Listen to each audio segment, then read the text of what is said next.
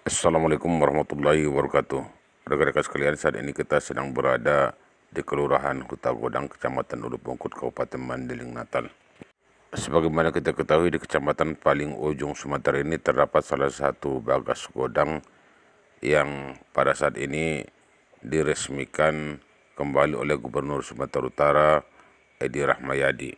Diresmikannya bagas godang ini mengingat pemugaran yang dilakukan sebagai cagar budaya telah selesai. Rekan-rekan sekalian, bagas godang juga dikenal sebagai rumah adat tradisional suku Mandailing. Bangunan tersebut terbuat dari kayu dan merupakan peninggalan dari Raja Junjungan Lubis yang menjadi Gubernur Sumatera Utara ke-6. Konstruksi atap berbentuk tarup selingkung dolok seperti atap pedati yang menjadi ciri dari bangunan tua ini. Bagas godang merupakan rumah berarsitektur Mandailing dengan konstruksi yang khas, berbentuk 4 persegi panjang yang disanggah kayu-kayu besar berjumlah ganjil. Ruangan terdiri dari ruang depan, ruang tengah, ruang tidur, dan dapur. Terbuat dari kayu berkolong dengan 7 atau 9 anak tangga, berpintu lebar dan berbunyi keras jika dibuka. Masyarakat Mandailing menganggap bagas godang sebagai tempat sakral karena adat dan hukum yang berlaku dalam masyarakat Mandailing dijiwai oleh bagas godang. Bagas godang ini termasuk salah satu kebanggaan warga Hutagodang dan sekitarnya. Di samping posisinya pas di pinggir jalan, ciri khas bagas godang ini di depannya terdapat kolam yang luas dan diapit 2 supo godang.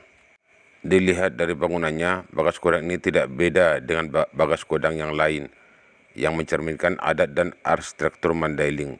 Namun siapa sangka di dalam bagas godang ini masih tersimpan sejumlah alat perang, mulai dari tombak yang tergantung rambut orang Belanda berwarna putih, pedang, senapang, dan alat perang lainnya, yang menunjukkan betapa heroiknya perjuangan raja-raja dan rakyatnya mengusir penjajah Belanda dari bumi pertiwi. Salah seorang tokoh masyarakat Hutagodang, Iswar Matondang, mengatakan, raja-raja Hutagodang terkenal dengan perjuangannya melawan penjajah Belanda, sampai di antara mereka ada yang ditangkap bahkan meninggal di tangan Belanda.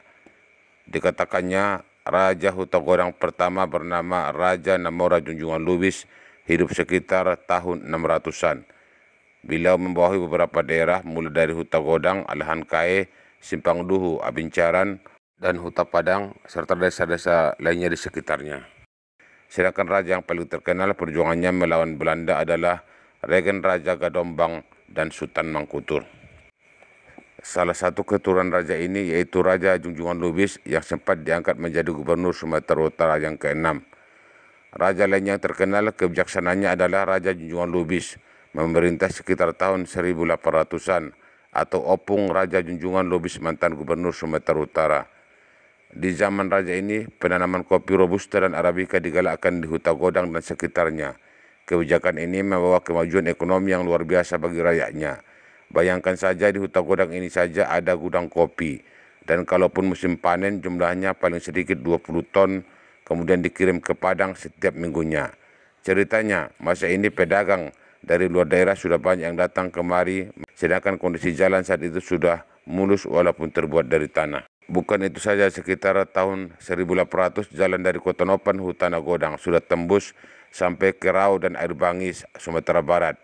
Buktinya, ex-SD zaman Belanda yang berada di Hutagodang, kayunya berasal dari Air Bangis.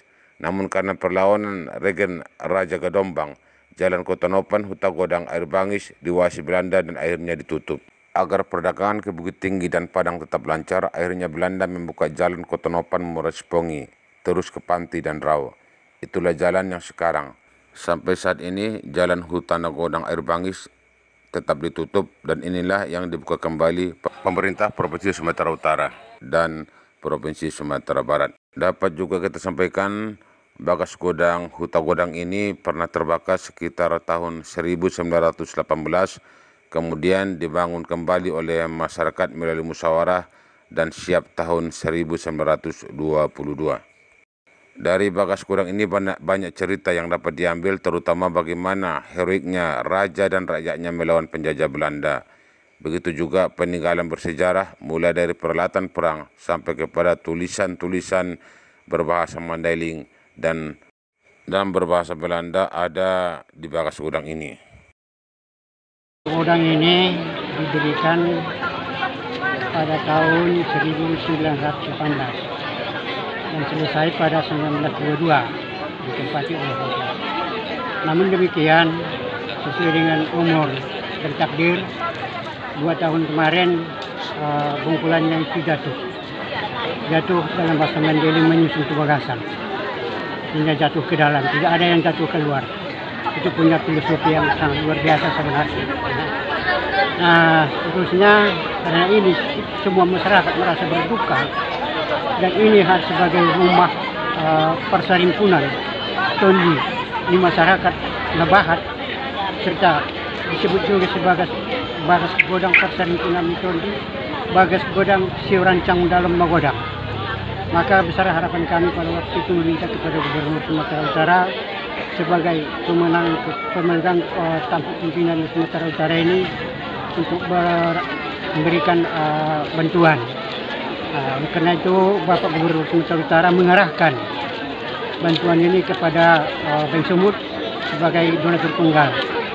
Alhamdulillah Bank Sumut berkenan sehingga Mas Godang ini sudah hadir di depan kita menyapa kehadiran kita di sini. Kira-kira demikian. Sekarang kita tunggu Bapak Gubernur sebagai pimpinan kita untuk meresmikan setelah siap selesainya Bagas Godang Persarimpunan Tondi di masyarakat untuk di Tondor Rurani Huta Godang. Karena ini adalah Bagas Godang dari raja-raja sejak abad 16.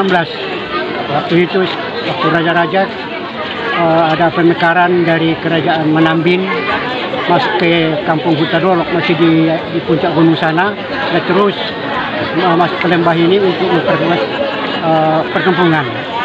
Nah, disinilah raja-raja itu membuat perkampungan dengan anak kampungnya, ada Hajung Caran, Alahan Kain, Huta Padang, Simpang Budolok, dan seterusnya.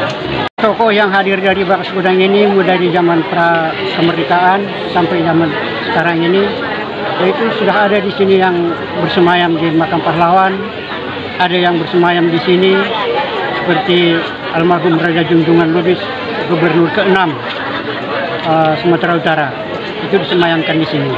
Dan jauh sebelumnya di zaman penjajahan Belanda ada pejuang dari sini yaitu Sultan Mangkutur yang melawan penjajahan Belanda dan ditangkap, dibuang ke Ternate, dan sampai sekarang belum diketahui sebenarnya di mana Himmat disemayamkan.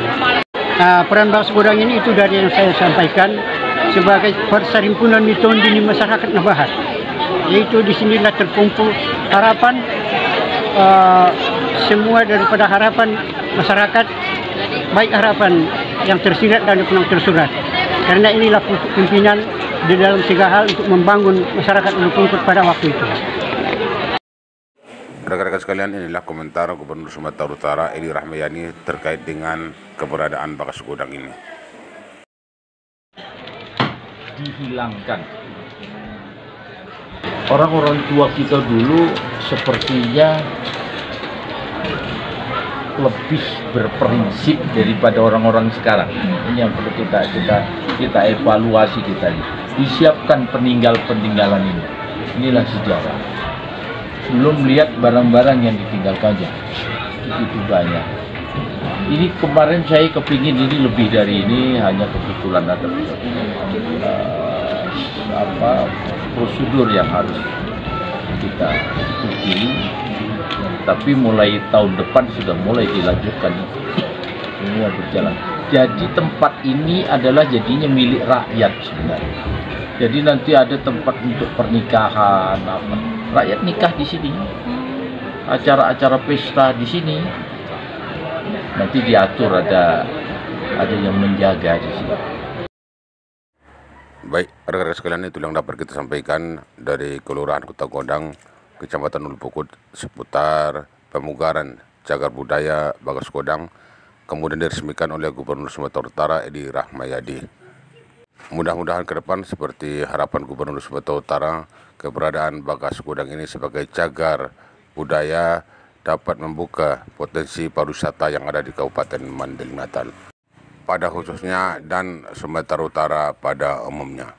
Selain itu, dari benda-benda yang dipajangkan di Bagas Godang ini bisa menjadi motivasi kepada kita semua betapa heroiknya perjuangan raja-raja dulu, kemudian warga Ulu Pungkut khususnya Kabupaten Mading Natal, untuk mengusir penjajah dari bumi pertiwi.